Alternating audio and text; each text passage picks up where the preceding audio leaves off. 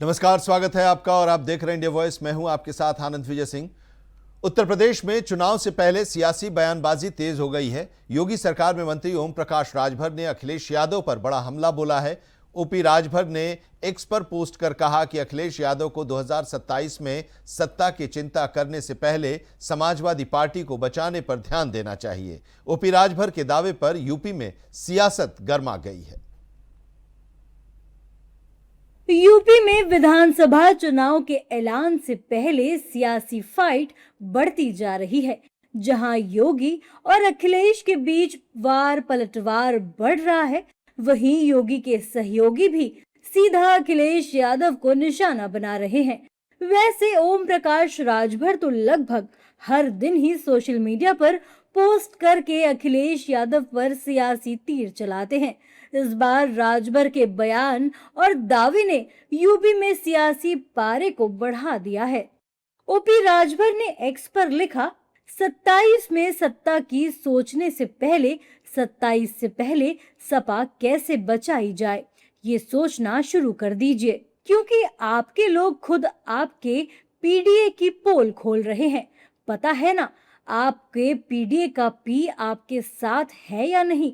ना पंडित ना पिछड़ा। आपके झूठ से जो थोड़ा सा डी आपके साथ आया था, वो भी अब आपके खिलाफ खुल के खड़ा होने लगा है। बचेगा सिर्फ अशफाक वाला ए। सत्ता की चाबी तो मिलने से रही, अब टेंशन सपा को बचाने की लीजिए।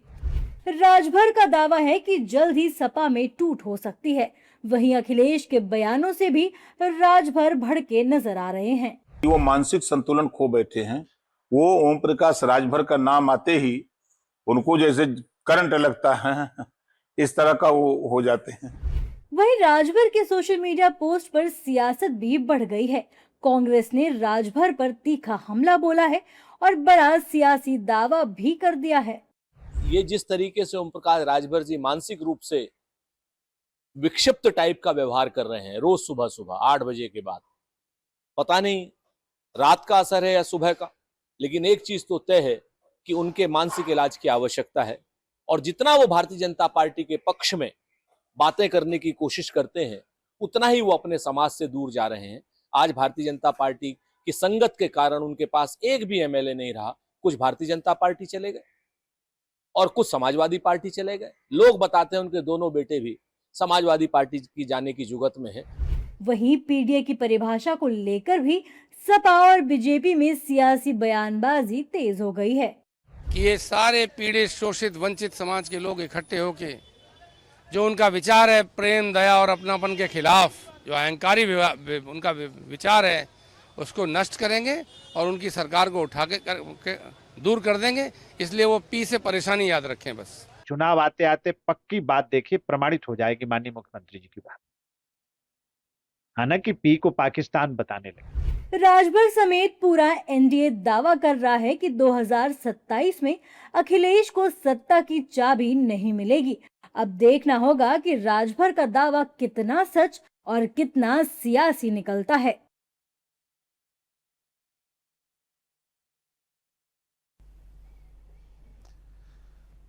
बिहार विधानसभा में नेता प्रतिपक्ष और आरजेडी के नेता तेजस्वी यादव ने एक बार फिर राज्य की वित्तीय स्थिति को लेकर मुख्यमंत्री सम्राट चौधरी के नेतृत्व वाली एनडीए सरकार पर निशाना साधा है।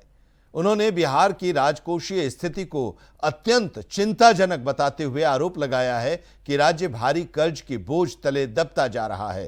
तेजस्वी यादव के बयान का समर्थन करते हुए आरजेडी के बिहार प्रदेश अध्यक्ष मंगनीलाल मंडल ने भी सीएम सम्राट चौधरी पर तीखा हमला बोला है।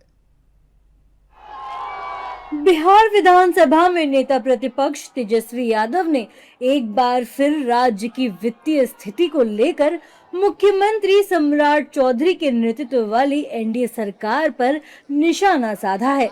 उन्होंने बिहार की राजकोषीय स्थिति को अत्यंत चिंताजनक बताते हुए आरोप लगाया है कि राज्य भारी कर्ज के बोझ के तले दबता जा रहा है।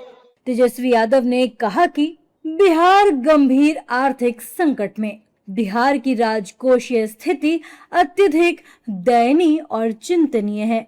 बिहार भारी कर्ज में है।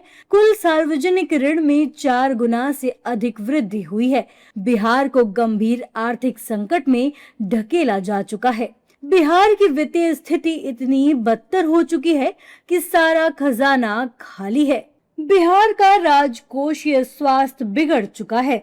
राजस्व घाटा बढ़ रहा है और कर्ज उससे भी कई गुना अधिक बढ़ रहा है। एनडीए सरकार ने विगत 2 वर्षों में रिकॉर्ड कर्ज लिया है, फिर भी राजकीय कोष खाली है। आखिर बिहार का सारा पैसा जा कहां रहा है? तेजस्वी यादव के बयान का समर्थन करते हुए आरजेडी के बिहार प्रदेश अध्यक्ष मंगनी लाल मंडल ने भी सम्राट चौधरी पर तीखा हमला बोला है। उन्होंने राज्य की आर्थिक स्थिति पर सवाल उठाए हैं। आर्थिक मदद की मांग को लेकर सरकार पर निशाना साधते हुए उन्होंने तंज कसा और कहा कि पाकिस्तान की तरह कटोरा लेकर गए हैं। तो इसीलिए पैसा मांगने गए हैं। कटोरा बड़ा है कि छोटा है ये हमने नहीं देखा है, पाकिस्तान की तरह गया है। हालांकि बीजेपी नेताओं ने मंगनी लाल मंडल और तेजस्वी यादव के बयानों का पलटवार किया है। बीजेपी नेताओं का कहना है कि हमने आरजेडी का शासन देखा है, किस तरह बिहार के खजाने को लूटा गया है। आरजेडी का लगातार 15 साल तक शासन था। लोगों ने देखा था उनकी वित्तीय व्यवस्था, उनका डेवलपमेंट, किस तरह से खजाना चोरी हुआ, वो सब लोग जानता है, याद करता है। हमारी सरकार, हमारे मुख्यमंत्री चाहे वो नीतीश कुमार जी के रूप में 2005 के बाद वित्तीय व्यवस्था, वित्तीय प्रबंधन करके बिहार को आगे बढ़ाने में महत्वपूर्ण भूमिका अदा की है। और केंद्र की सरकार लगातार माननीय मुख्यमंत्री नीतीश कुमार जी को और अब के मुख्यमंत्री श्री सम्राट जी को वित्तीय सहयोग करके वित्तीय व्यवस्था प्रबंधन ठीक ढंग से करके थे और बिहार की आर्थिक व्यवस्था सुदृढ़ हो, विकसित भारत बने, विकसित बिहार बने, उसके लिए चिंता हमारे मुख्यमंत्री जी लगातार कर रहे हैं। बता दें कि बिहार में राजकीय कोष को लेकर तेजस्वी यादव लंबे समय से सवाल उठा रहे हैं। वहीं बीजेपी उन्हें जवाब तो दे रही है, लेकिन बिहार के खजाने को लेकर बातचीत करने से बच रही है।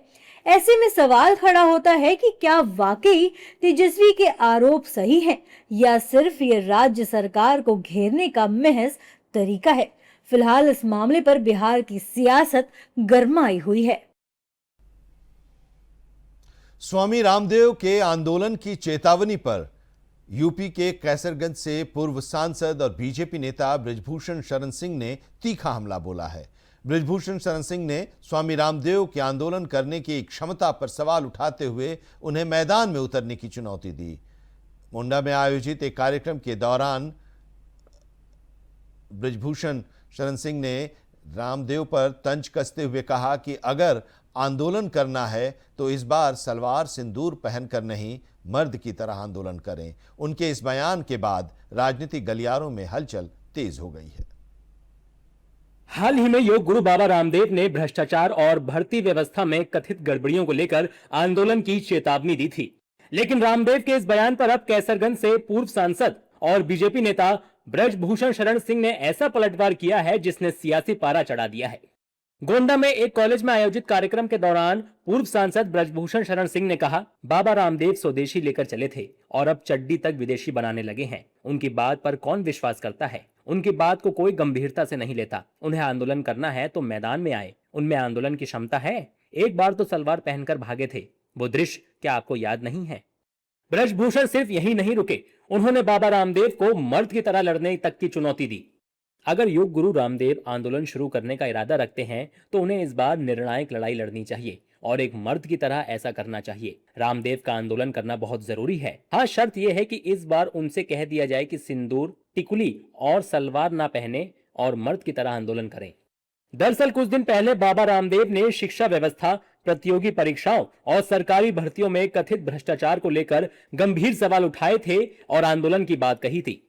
स्कूल कॉलेजों से बच्चे शिकायतें कर रहे हैं कि बिजली पानी नहीं है, किताबें नहीं है, अगर पेपर पास कर लिया तो 10वीं 12वीं के नंबर कहीं नहीं जुड़ते, प्रतियोगी परीक्षाओं के जरिए चयन होता है। सरकारी नौकरी में इंटरव्यू के दौरान 90 से 99% घोटाला होता है। अपने संगठन और जाति वर्ग के लोगों को रखते हैं और बाकी को बाहर कर देते हैं। ये न्याय के खिलाफ है। इंटरव्यू में पैसे लेकर, रिश्वत लेकर भर्ती होती है। अगर नहीं सुधरे तो देश में आंदोलन होगा। मैं आंदोलन, अराजकता का समर्थक नहीं हूँ, लेकिन देश में घपला बहुत है। इसे ठीक कर लें, नहीं तो ऐसा ना हो कि बाबा रामदेव को आंदोलन करना पड़ जाए। वैसे ये पहली बार नहीं है जब ब्रजभूषण शरण सिंह और बाबा रामदेव आमने सामने आए हों। दोनों के बीच जुबानी जंग पुरानी है। ब्रजभूषण पहले भी कई बार बाबा रामदेव के कारोबार और उनके योगदान को लेकर सवाल उठा चुके हैं। वहीं अब आंदोलन की चेतावनी ने इस पुराने विवाद को नई हवा दे दी है। ब्रजभूषण के इस बयान पर फिलहाल बाबा रामदेव की तरफ से कोई आधिकारिक प्रतिक्रिया सामने नहीं आई है, लेकिन राजनीतिक बयानबाजी जरूर शुरू हो चुकी है। यूपी सरकार में मंत्री ओपी राजभर ने रामदेव के आंदोलन वाले बयान पर चुटकी ली। जब बन्ना हजारे जी का आंदोलन था तो उसमें ये मंच पर बैठे थे। जब पुलिस ने लाठीचार्ज किया तो समीज सलवार पहन करके कूद के चले भाग। अब भाग करके जो है गए तो योग सिखाने लगे, योग से दवाई बेचने लगे। तो ये दवाई बेचते बेचते अब फिर का आंदोलन करेंगे। अब उस बार तो समीज सलवार पहन के भागे, इस बार का पहन के भागेंगे। आंदोलन की चेतावनी रामदेव ने दी थी, लेकिन अब चुनौती ब्रजभूषण ने दे दी है, और चुनौती भी ऐसी जिसमें सलवार सिंदूर से लेकर मर्द की तरह मैदान में उतरने की बात कही गई है। अब इंतजार बाबा रामदेव के पलटवार का है। एक ब्रेक के लिए रुकते हैं। ब्रेक के बाद भी खबरों का सफर जारी रहेगा। ब्रेक के बाद आपका एक बार फिर से स्वागत है। दिल्ली में बीजेपी के राष्ट्रीय अध्यक्ष नितिन नबीन की अध्यक्षता में पार्टी मुख्यालय में नई राष्ट्रीय टीम की पहली औपचारिक बैठक हुई। इस बैठक में नवनियुक्त राष्ट्रीय पदाधिकारी और बीजेपी के वरिष्ठ नेता इसमें शामिल हुए। बैठक की शुरुआत वंदे मातरम के सभी 6 अंतरों के गायन से हुई। नितिन नबीन के नेतृत्व में नई टीम की ये पहली बड़ी बैठक संगठन के लिहाज से काफी अहम मानी जा रही है। इस बैठक में संगठन को मजबूत करने, राज्यों में पार्टी की गतिविधियों को गति देने और कार्यकर्ताओं के साथ बेहतर तालमेल पर चर्चा हुई।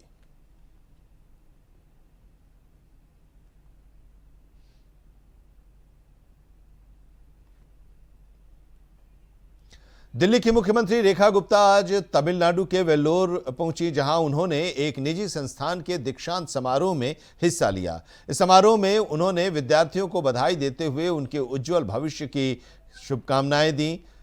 कार्यक्रम में बड़ी संख्या में छात्र छात्राएं, शिक्षक और संस्थान से जुड़े लोग मौजूद थे। मुख्यमंत्री रेखा गुप्ता ने शिक्षा और युवाओं की भूमिका को देश के विकास के लिए महत्वपूर्ण बताया। उन्होंने विद्यार्थियों से अपने ज्ञान और कौशल का उपयोग समाज और राष्ट्र की प्रगति में करने का आह्वान किया। संस्थान की ओर से मुख्यमंत्री रेखा गुप्ता का स्वागत किया गया। तमिलनाडु दौरा शिक्षा से जुड़े कार्यक्रम को लेकर रहा।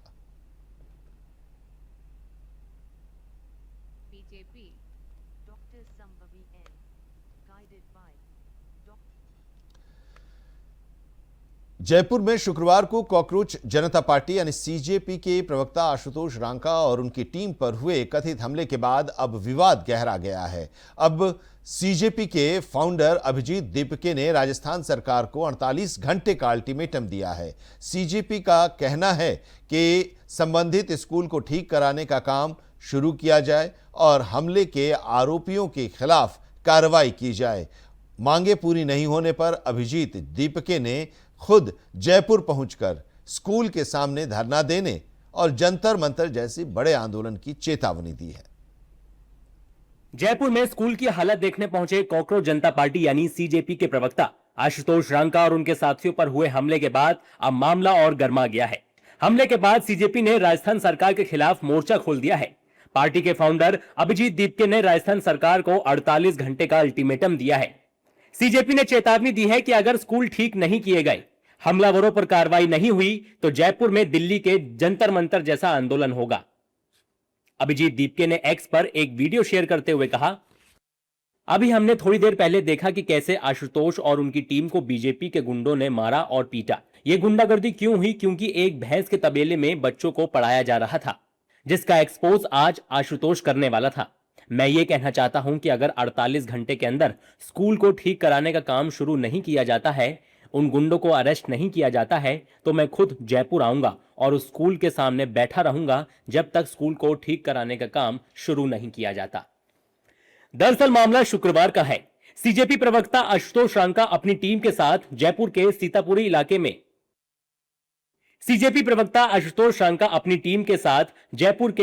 इलाके में स्थित राजकीय प्राथमिक स्कूल रामपुरा कंवरपुरा का निरीक्षण करने पहुंचे थे, लेकिन इसी दौरान वहां जमकर बवाल हुआ। ग्रामीणों ने रांका और उनके साथियों को घेर लिया। सीजेपी कार्यकर्ताओं को दौड़ा दौड़ा कर पीटा, गाड़ियों के शीशे तोड़ दिए। गांव वालों के साथ मारपीट में कुछ सीजेपी के कार्यकर्ताओं को चोटें भी आई। किसी तरह आशुतोष रांका और उनके साथी वहां से अपनी जान बचाकर भागने में कामयाब हुए। इस मुद्दे पर राजनीतिक बयानबाजी भी अब तेज हो गई है।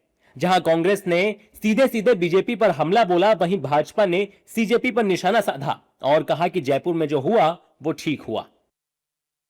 पहली बात तो कांग्रेस के लोग और कांग्रेस समर्पित हमारे कार्यकर्ता कोई मुखौटा नहीं पहनते। ये मुखौटा पहनने की आदत जो है भारतीय जनता पार्टी के लोगों को है। और जो बीजेपी के गुंडे वहाँ कुछ कार्यकर्ता वहाँ पे गए थे, जो स्कूलों की दशा दिखाने गए थे, उन पे मारपीट करते हैं, तो इसका जवाब बीजेपी को देना पड़ेगा कि हालात क्यों बने हैं। इनका पूरी तरह से विध्वंसात्मक प्रवृत्ति में ज़्यादा इनका विश्वास है। छात्रों को रचनात्मक शक्ति की ओर हम कैसे आगे बढ़ाएं, कंस्ट्रक्टिव अप्रोच के साथ हम कैसे बढ़ें, ये दृष्टिकोण नहीं है। इसलिए इनके साथ जो आज वहाँ पर जयपुर में हुआ है वो बहुत ही उचित हुआ है। और ऐसे लोगों को सबक सिखाने का काम पूरे देश की छात्र युवा शक्ति करेगी। जो विध्वंसात्मक प्रवृत्ति के लोग होंगे, जो हिंसा पर विश्वास करने वाले लोग होंगे, उनको कभी भी यह देश माफ नहीं कर सकता है। यानी स्कूल की बदहाली से शुरू हुआ मामला अब सीधे सियासी टकराव बनता जा रहा है। अब सबकी नजर राजस्थान सरकार पर है। सीजेपी ने 48 घंटे का टाइमर सेट कर दिया है। ऐसे में सवाल है कि क्या सरकार स्कूल की मरम्मत और हमले के आरोपियों पर कार्रवाई को लेकर कोई ठोस कदम उठाएगी, या फिर जयपुर की सड़कों पर दिल्ली के जंतर मंतर जैसा आंदोलन देखने को मिलेगा।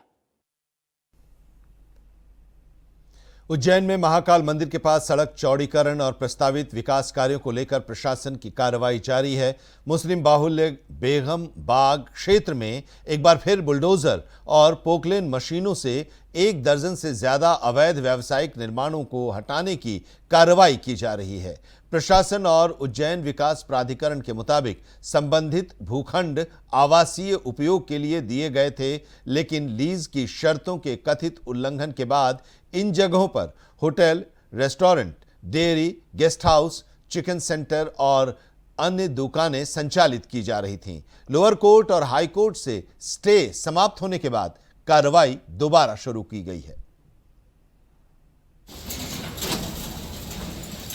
ये महादेव की नगरी उज्जैन है और ये तस्वीरें हैं महाकाल मंदिर के पास स्थित बेगम बाग इलाके की, जहां एक बार फिर प्रशासन का बुलडोजर गरज रहा है। सड़क चौड़ीकरण की योजना के तहत 1 दर्जन से ज्यादा अवैध व्यवसायिक निर्माणों को जमींदोज करने की कार्रवाई जारी है। पोकलैन और बुलडोजर की मदद से एक-एक कर इमारतों को गिराया जा रहा है।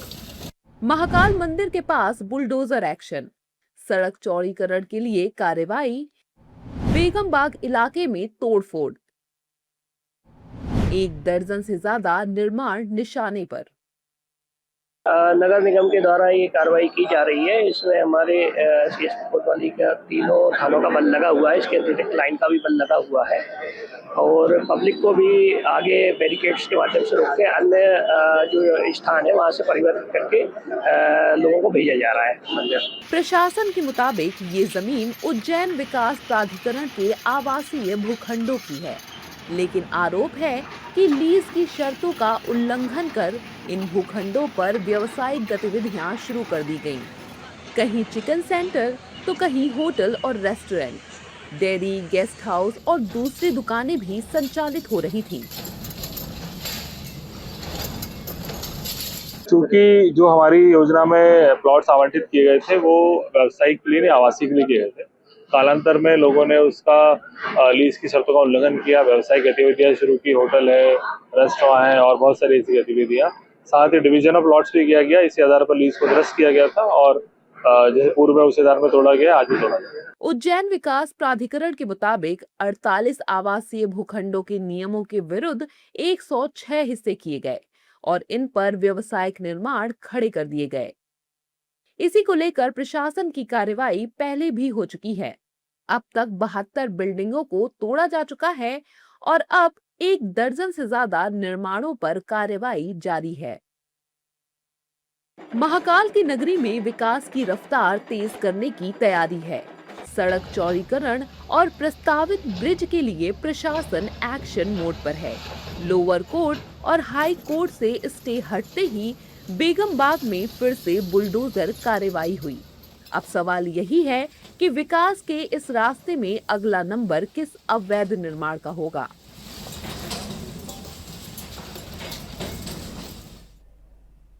और इसी के साथ इस बुलेटिन में अभी इतना ही, लेकिन देश और दुनिया की तमाम अहम खबरों के लिए आप जुड़े रहिए इंडिया वॉइस के साथ।